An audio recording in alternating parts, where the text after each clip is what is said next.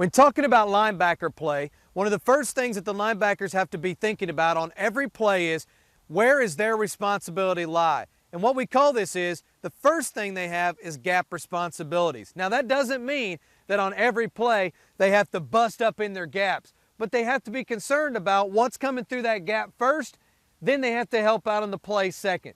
So let me show you where the gap responsibilities of each of these linebackers are. We're going to start in the middle. In the middle we have our Mike linebacker. He's got big responsibility because he's got this whole middle area.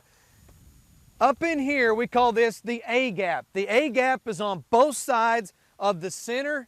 It's where a lot of times they'll try to run the running backs through. So this guy has to come up first of all and break down in his gap to see if they're going to run through.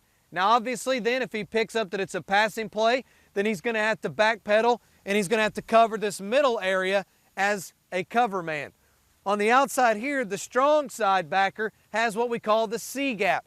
The C gap is on the outside of the tackle and the tight end.